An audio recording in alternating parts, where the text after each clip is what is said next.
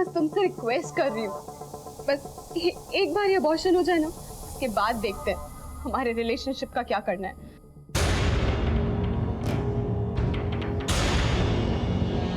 Please करो मत, मैं चलूंगा साथ में, सब ठीक हो जाएगा।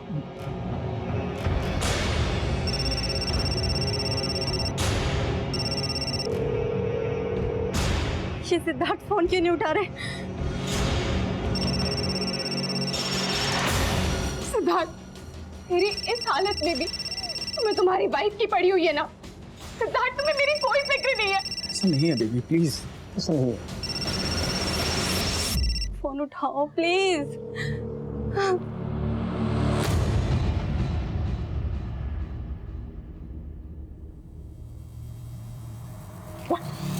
Are you sure? हाँ सर, कमल ने ही मारा है मेरी बहन को। अभी मेरी बहन की चिता ठंडी भी नहीं हुई थी और उसका पति अपनी भाभी के साथ। आपके पास कोई प्रूफ है? हाँ सर, है। ये देखिए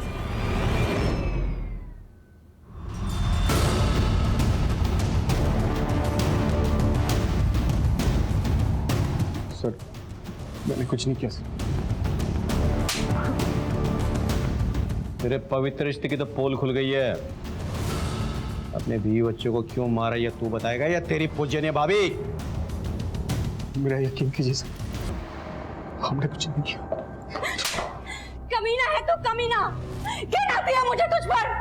ऐसी घटिया हरकत करने के लिए तूने मेरी बहन और उसके बच्चों को मार दिया। छे सर, लेके जाइए इसे, चलिए आप, लेके जाइए इसे। बच्चे को नहीं मारेंगे, लगता है मैं अपने खुद के बच्चे को मारूंगा। छोड़ो मुझे, काम तो गलत फैसला हुई है। मेरी साली को मारा तूने? हाँ? मेरी साली को मारा तूने? अपने बच्चों को मार, तू शर्म नहीं आई तुझे? यार साले छोड़ूंगा नहीं, छोड़ूंगा नहीं तुमको।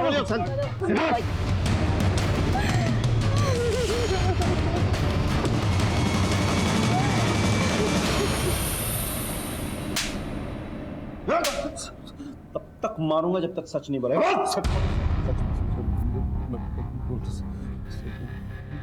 मैं सच कह रहा हूँ कि मैंने कुछ नहीं किया सर। अच्छा, मेरी भाभी के साथ मेरा गलत रिश्ता था, लेकिन वो भैया के गुजरने के बाद हमारी नजदीकियां बढ़ गई। तुम भी अब कल घर चले जाओगे, थोड़ा टाइम तो मेरे साथ बिताया करो। मैं तो हमेशा तुम्हारे साथ रहना चाहता हूँ। सच? भरोसा रखो। कमल की शादी हो गई पर हमें तो एक दूसरे की आदत सी पड़ गई थी। बस हमने तय किया जैसे चल रहा है वैसे चलने देंगे और हम छुप छुप के मिलने लगे थे। और तेरी बीवी को पता चल गया और तूने अपने बीवी और बच्चों को सच बोल। मेरी बीवी कंचन को कुछ नहीं मालूम था।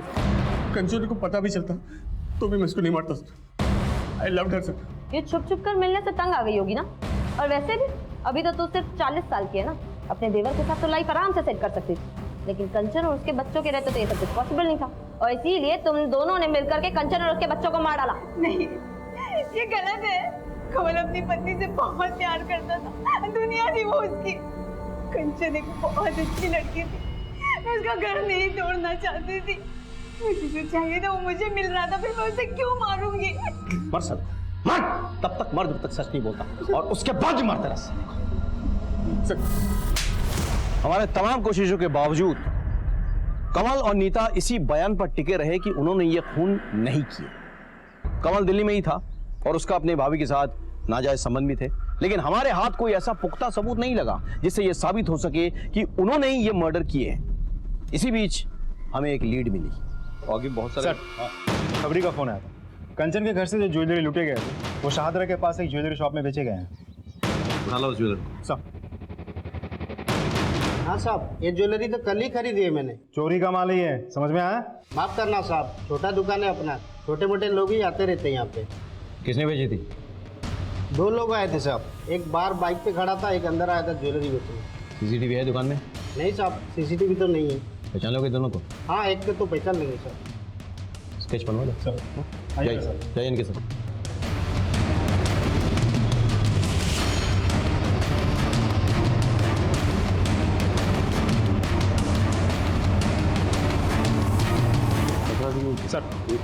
सर स्केच बन गया। तो हमारे सस्पेक्ट में से कोई भी नहीं। सर हो सकता है मामला सच में रॉबरी का हो और ये आदमी उसी गैंग का कोई हो। पर ये भी तो हो सकता है ना कि कमल ने इस आदमी को भेजा हो ज्वेलरी बेचने के लिए। तो मैं काम करो, इस स्केच को तुम हर एक पुलिस स्टेशन में सर्कुलेट कराओ, पता करो ये कोई हिस्ट्री शीटर है या नहीं, और अपने खबरियों को भी भेज दो। मुझे ये आदमी किसी भी हालत में चाहिए। सेकेंडली, कमल और नीता तो अपने साथी को जानते होंगे, तो उनको बुला। It's fine sir. Thank you.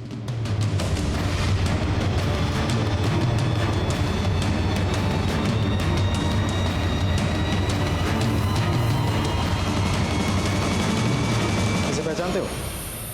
नहीं सर। आप नहीं सर। इसे पहचानते हो आप? नहीं सर। कामिनी जी कहाँ है? शायद वो जानती हो। वो कैसे जानेगी सर? उसके सारे फ्रेंड्स को मैं जानता हूँ, मैंने कभी नहीं देखा इसे। और वैसे भी कंचन और बच्चों की आत्मा की शांति के लिए वो हरिद्वार गई।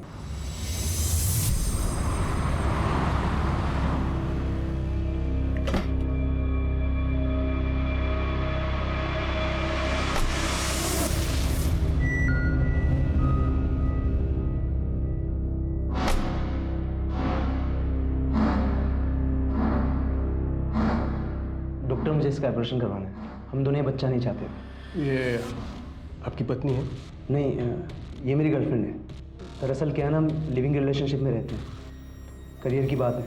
ओके, मैं कल के लिए बुकिंग ले लेता हूँ और आपको ना कुछ टेस्ट कराने पड़ेंगे। मिश्रा जी, ये टेस्ट करवा देना, ठीक है?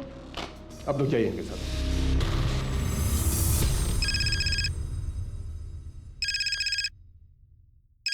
हेलो। हाँ सर, आपने जो स्केच दिया था वो लड़का आया है क्लिनिक में एक लौंडिया लेकर, अच्छा बच्चा गिराने की बात कर रहे हैं। हाँ सर, कल सुबह आएगा फिर। गुड गुड, ठीक है, थैंक यू सो मच।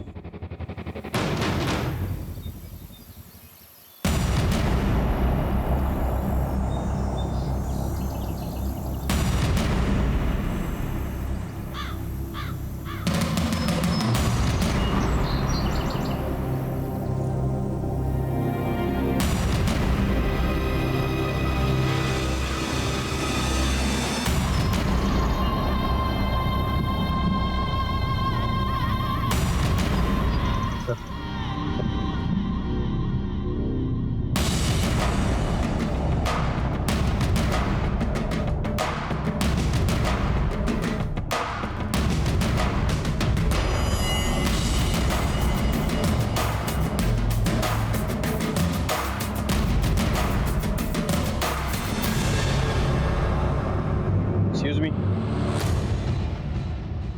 आप दोनों उस गाड़ी में बैठिए। चलिए। सर बात क्या है? चलिए, बाद में बताया जाएगा आपको। चलिए।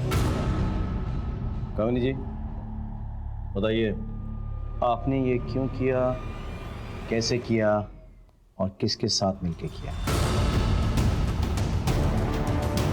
सर आप ये क्या कह रहे हैं? मुझे कुछ समझ में नहीं आ रहा है। और आप हमें यहाँ लेके क्यों आए हैं? सर ये सिद्धार्थ के दोस्त की गर्लफ्रेंड है और इसे अबॉर्शन कराना था। दरअसल सिद्धार्थ का दोस्त अपने गांव गया हुआ है, तो सिद्धार्थ ने मुझे बोला इसकी हेल्प करने के लिए।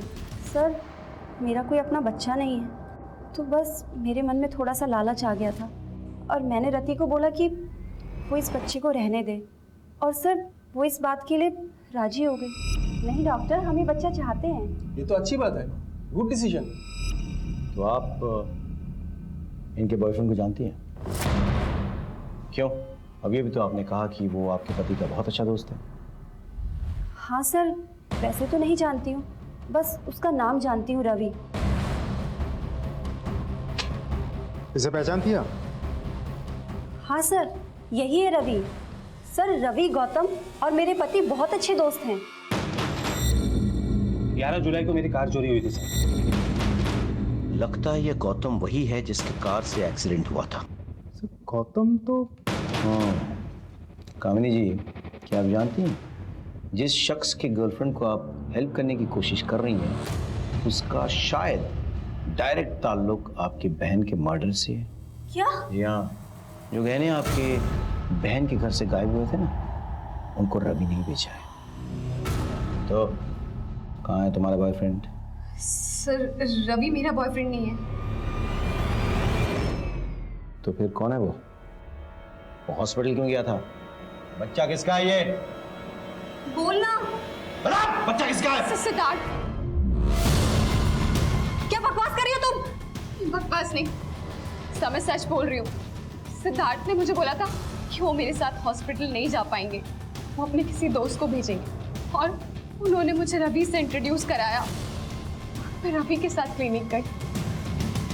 देखा आपने कामिनी जी, इस आदमी ने आपके साथ विश्वासघात किया, अब उसी के नाजायज औलाद को अपना नाम देने की कोशिश कर रही थी। अब उसे कोई नहीं बचा सकता।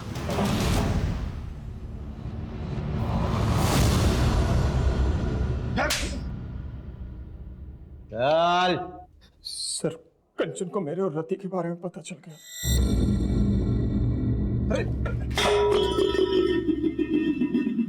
हाथ मत लगाइए मुझे। मैं आपको क्या समझती थी और आप क्या निकले? क्या हुआ? क्या बोल रही तू? आप मेरी दी को चीट कर रहे हो और बोल रहे हो क्या हुआ? मैंने खुद अपनी आंखों से आपको उस लड़के के साथ देखा है। यहाँ पर मैं सारा दिन आपके नाम की माला जपते नहीं थकती कि मेरे जीजू वर्ल्ड के बेस्ट जीजू हैं, और आप एक घटिया इंसान निकले। शर्म आती है मुझे आपको जीजू कहते हुए भी। सॉरी कंचन, माफ कर दो मुझे। तुम्हें पता है ना मैं तुम्हारी दीदी से कितना प्यार करता हूँ। तो वो लड़की तो ऐसे ही है, कभी नहीं मिलूंगा उससे, प्रॉमिस। प्लीज दीदी को मत बताना तुम्हारी। और मैं आपको लास्ट वार्निंग दे रही हूँ, अगर मैंने दोबारा आपको उस लड़की के साथ देखा ना तो मैं पुलिस में कंप्लेंट कर दूंगी। मैंने उसे समझाया था किसी को कुछ मत बताना, और वो अपनी बहन को बहुत प्यार करती थी। मुझे लगा कभी ना कभी उसे कुछ कर दे। मैंने सोचा मैं उसे मार देता। फिर मैंने गौतम की हेल्प ली और गौतम ने अपनी गाड़ी चोरी होने की झूठी रिपोर्ट ली।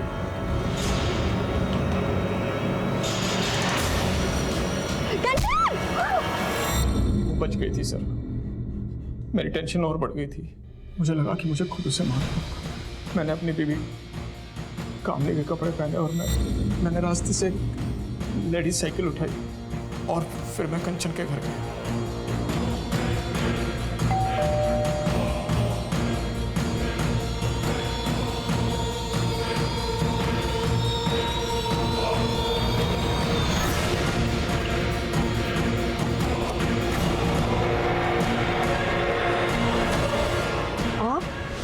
उसके बाद मैं ऊपर गया और मैंने ज्वेलरी लूट ली ताकि लूट का मामला लगे।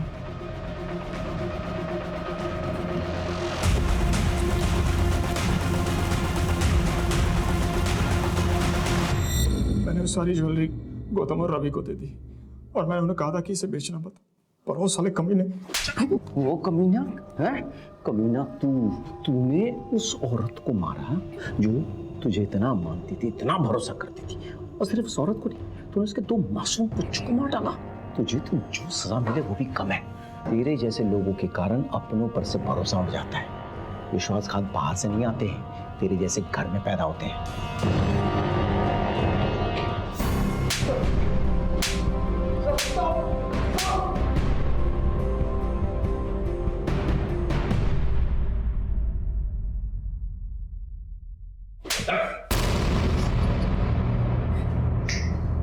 चलो।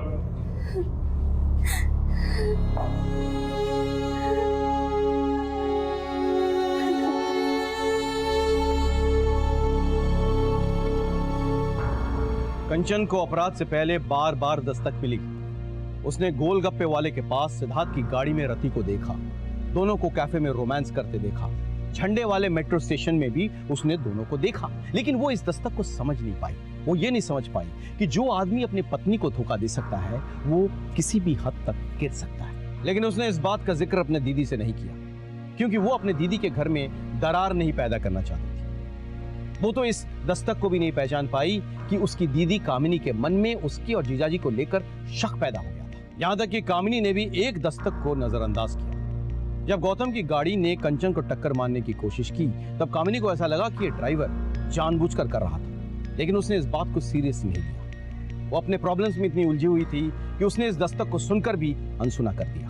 अगर उस वक्त कामिनी पुलिस स्टेशन चली गई होती तो शायद आज कंचन जिंदा होती और साथ में उसके बच्चे भी। इसी के साथ मैं सीनियर इंस्पेक्टर विवेक शर्मा आपसे विदा लेता हूं। कल फिर मिलेंगे। सतर्क रहिए, देखते रहिए क्राइम पेट्रोल दस्तक। मकसद सिर्फ बताना नहीं, बचाना है। जय हिंद।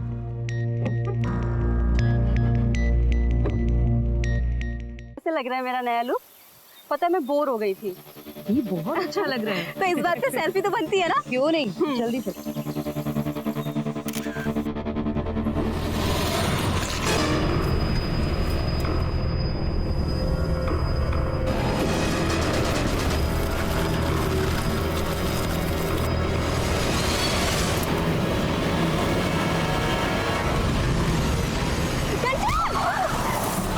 साले अंधे, तुझे दिखाई नहीं देता क्या? उठो कंचन, तू ठीक है ना? छोड़ो दी। पता नहीं आजकल के ड्राइवर कौन दे देता है इनको ड्राइविंग लाइसेंस। अब ये भी जो आपने देखा वो किसी के साथ भी हो सकता है। नमस्कार, मैं सीनियर इंस्पेक्टर विवेक शर्मा और स्वागत है आपका क्राइम पेट्रोल दस्तक में। हमारे साथ ऐसे तरह तरह के एक्सीडेंट्स होते रहते हैं। रोज ऐसी कितनी खबरें आती हैं, लेकिन क्या यह महज एक्सीडेंट था? यह भी तो हो सकता है कि ये कोई हादसा ना होकर कोई सोची समझी साजिश हो, या फिर आने वाले अपराध की दस्तक।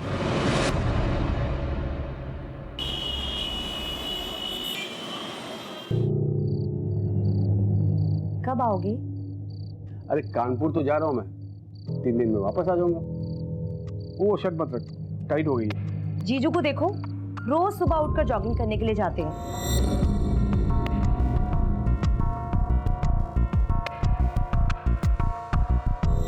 तू और तेरे जीजू, जब तक तू उसका नाम नहीं लेती ना सुबह से, तेरा खाना नहीं बचता, दिन नहीं गुजरता तेरा। मेरे जीजू है ही वर्ल्ड के बेस्ट जीजू। कितना हार्ड वर्क करते हैं वो। हाँ, ये बात तूने सही कहा। वैसे हार्ड वर्क तो मुझे भी करने का दिल कर रहा है। अरे क्या कर रहे हो? क्या कर रहा हूँ? पापा, आज हम भी आपके साथ सोएंगे। पापा, कल आप चले जाएंगे ना, इसके लिए आज हम आपके साथ ही सोएंगे। मैं भी। ठीक है बेटा, आओ। ध्यान रखना अपना।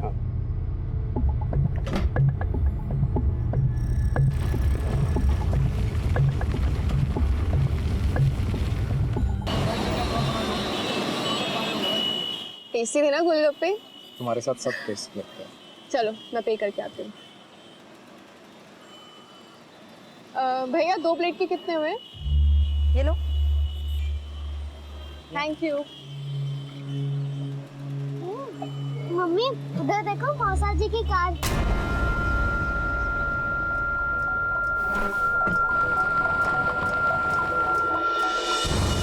ये पैसे लो। चलो।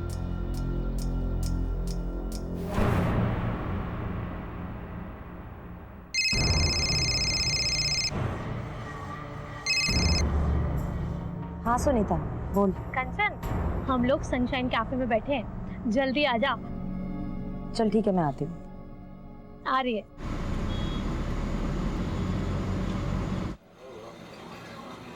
हाय। हाय, कैसी हो? तो क्या गॉसिप हो रही है यहाँ? किसी किसी की लाइफ में कितना स्पाइस होता है, हनीमून पीरियड खत्म ही नहीं होता है। नहीं, किसका हनीमून पीरियड नहीं खत्म हो रहा है? वो देखना कपल तेरे पीछे।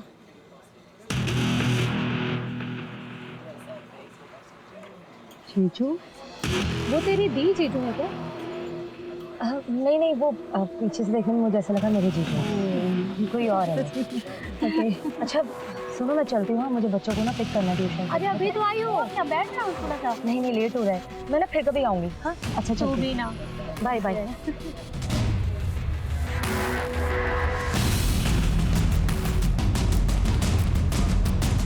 Excuse me.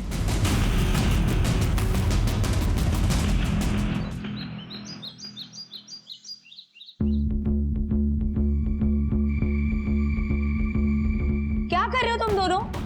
देखने में मैं कुछ जरूरी काम कर रही हूँ। मम्मी, आप क्या काम कर रही हो? आप तो बस मौसा जी को फोन लगा रही हो ना। लाइन में लगा। अरे क्या कर रही है रिया तू?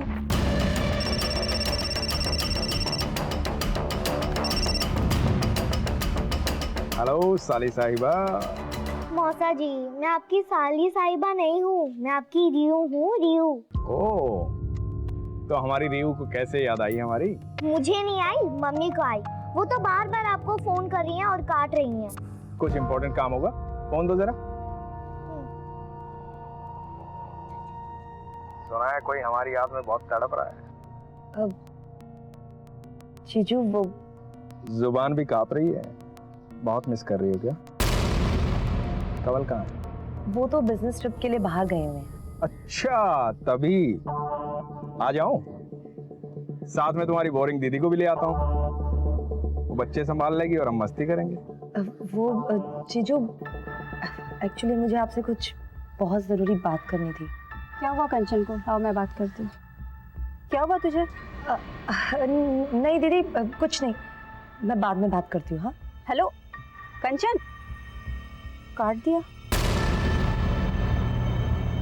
थोड़ी परेशान लग रही थी। चलो ना, चल के देखते हैं। नहीं मुझे अर्जेंट काम है, मुझे जाना है। तू चली जा। वो मेरी बात सुनती ही कहाँ है? सारी बातें तो वो आपसे शेयर करती हैं, और वैसे भी वर्ल्ड के बेस्ट जीजू जो हो आप। अरे यार अर्जेंट काम है मुझे, तू चली जा। अच्छा सुन, वो डिनर मत बनाना, लेट हो जाऊंगा आने।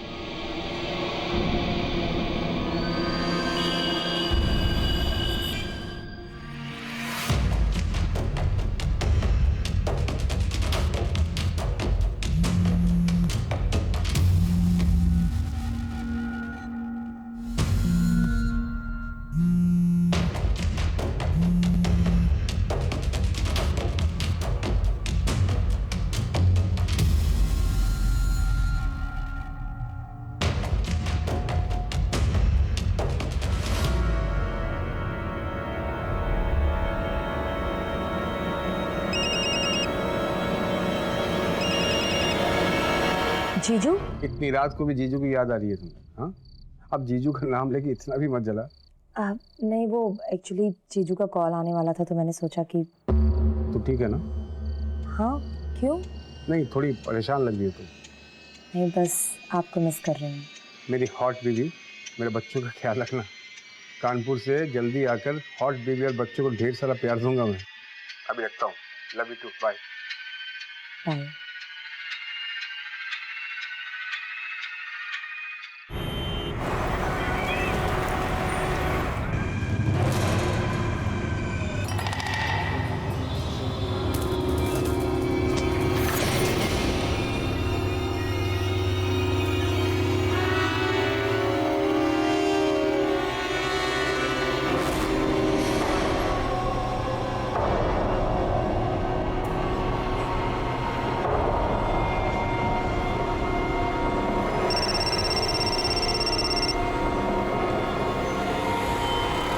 हेलो जीजू, कहाँ हैं आप? ऑफिस में।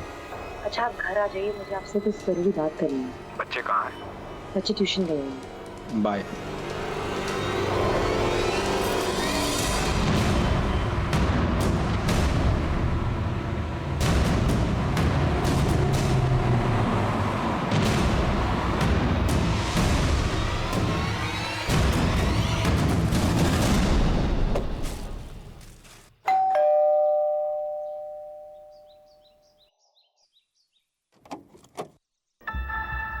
प्रीटी प्रीटी फ्लावर्स मेरी प्रीटी प्रीटी साली के लिए।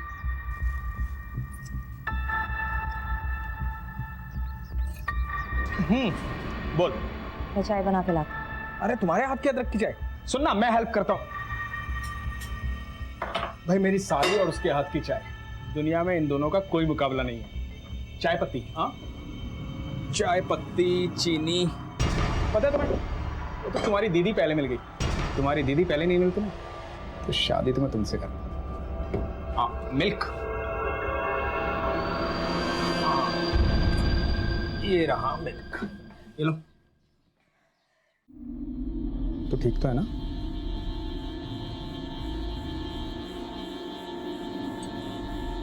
अरे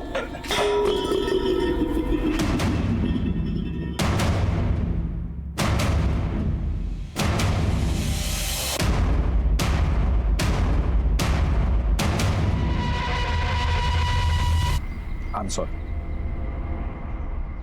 जो हुआ उसे भूल जाओ, ऐसा नहीं होना चाहिए। किसी को बताना मत, बहुत बदनामी हो गया।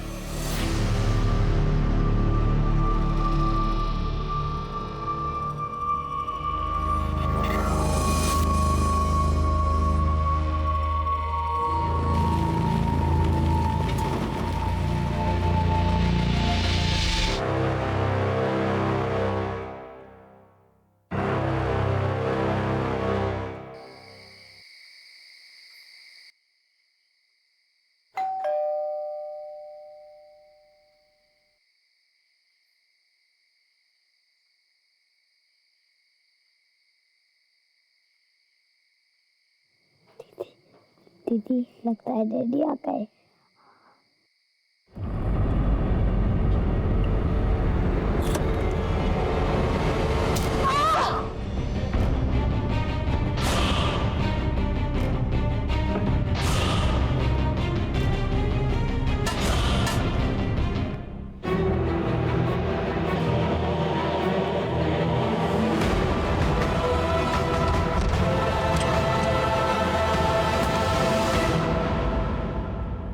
कहाँ गए थे?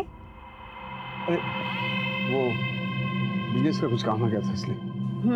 तुम भी ना, अब कल घर चले जाओगे, थोड़ा समय तो मेरे साथ बिताया करो। मैं तो हमेशा तुम्हारे साथ रहना चाहता हूँ। सच।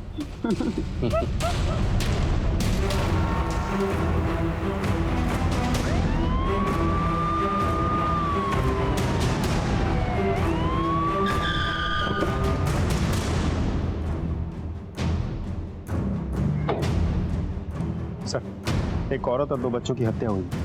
हस्बैंड घर पे ही है।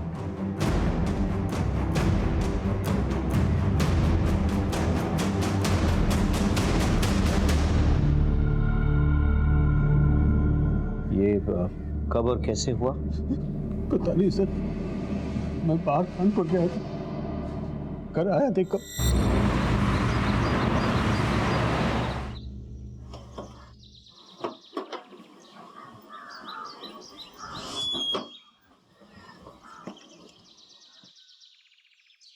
सुबह सुबह ही कहाँ चलेगी? कंचन कहाँ हो?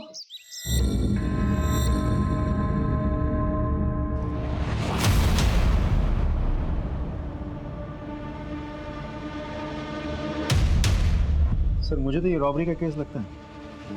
अलमारी का लॉक तोड़ा गया है, तिजोरी बिल्कुल खाली है। और ये देखिए सर, ब्लड के ट्रेसेस भी तो हैं। तुम्हें तो कह रहे थे कि कोई फोर्स एंट्री नहीं हुई है। जी सर, मैंने चेक किया था, कोई फोर्स एंट्री तो नहीं हुई थी। लेकिन सर, ऐसा भी तो हो सकता है कि कंचन ने बिना देखे दरवाज़ा खोला हो और किलर ने अंदर आते ही तुरंत उस पर अटैक किया हो। क्योंकि जिस तरीके से कंचन की बॉडी नीचे दरवाजे के बिल्कुल पास पड़ी है और ब्लड के ट्रेसेस भी दिख रहे हो, इससे ये बात तो साफ हो जाती है कि किलर ने उसे दरवाजे के आसपास ही कहीं मारा। काम करो, फॉरेंसिक से कहो कि अलमारी से ब्लड सैंपल्स और फिंगरप्रिंट्स कलेक्ट करें। सर, अच्छा, ऊपर वाले अलमारी में कोई कैश ज्वेलरी वगैरह कुछ था क्या? तो 3 लाख रुपए कैश और 3 लाख के गहने भी थे। कुछ भी नहीं। ज्वेलरीज की फोटोग्राफ्स है आपके पास? इनसे ज्वेलरीज की फोटोग्राफ्स कलेक्ट कर लेना। हाँ, टाइम से। विनीत, फॉरेंसिक के बाद तुरंत बॉडी पोस्टमार्टम के लिए भेजो। सर, मैं ये कह रहा था कि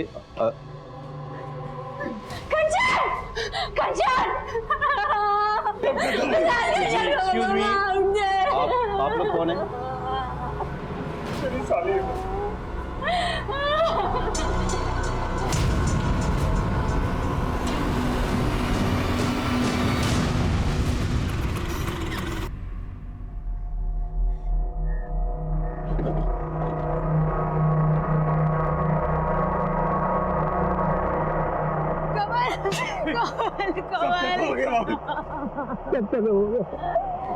कंचन बच्चे सब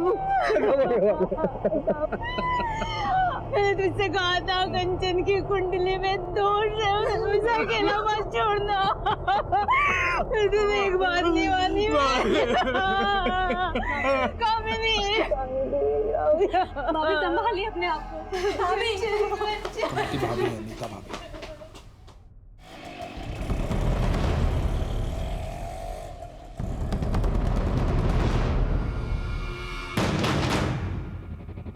फुटेज निकालो।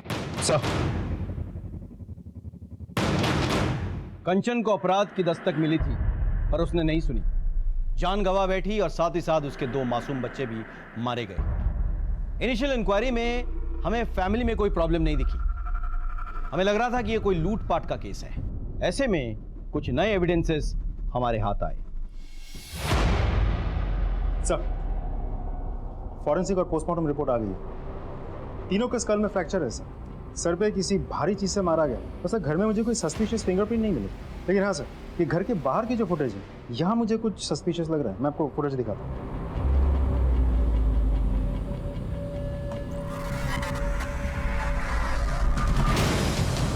दिल्ली की इतनी गर्मी में ये उड़ उड़ के कहाँ जा रहा है? हाथ में ग्लव्स है, चेहरे पे दुपट्टा है। I'm sure अपनी आइडेंटिटी छुपाने के लिए सब कुछ किया है इसने। साइकिल तो लेडीज वाली लगी है, लेकिन इसमें मर्द बैठा है या औरत ये नहीं पता चल रहा। ग्लव्स पहन रखा है इसलिए फिंगरप्रिंट भी नहीं। और ये देखिए सर, हथौड़ा, शायद इसने मर्डर इसी से किया है। और अलमारी भी इसी से तोड़ा है। बहुत प्लानिंग के साथ मर्डर और रॉबरी किया है सर इसने। मुझे तो डाउट है, इतनी रात को कंचन एक अनजान आदमी के लिए दरवाजा क्यों खोलेगी? सर वो नींद में थी, ध्यान नहीं दिया, नींद से उठकर दरवाजा खोल दिया होगा। पॉसिबल है, लेकिन ये भी तो पॉसिबल है कि वो जाना पहचाना था, इसीलिए कंचन ने दरवाजा खोला और अंदर आकर उसने कंचन और उसके बच्चों की बेरहमी से हत्या कर डाली और इस कत्ल को लूट की शक्ल दे दी। पॉसिबल है सर, लेकिन ये भी तो हो सकता है कि किलर को पहले से ही पता था कि घर में कैश और ज्वेलरी रहते हैं, इसीलिए लूटपाट के इरादे से ही वो घर में घुसा, एक एक करके सबको मारा, कैश और ज्वेलरी लिया और फरार हो गया। यही तो पता करना है कि ये लूट के लिए मर्डर था या मर्डर करके इसे लूट की शक्ल दी गई। एनीवे, साइकिल का कुछ पता चला? सर मैंने सारी फुटेज चेक की, लेकिन कंचन के घर से 2 गली तक ही फॉलोअप कर पाए, फिर साइकिल कुछ पता नहीं सर। अंजना, तुम एक काम करो, वो एरिया के आसपास भी चेक करो, हो सकता है वहाँ से कुछ पता चले। ओके, देखना यह है कि कंचन की किसी से दुश्मनी थी या नहीं।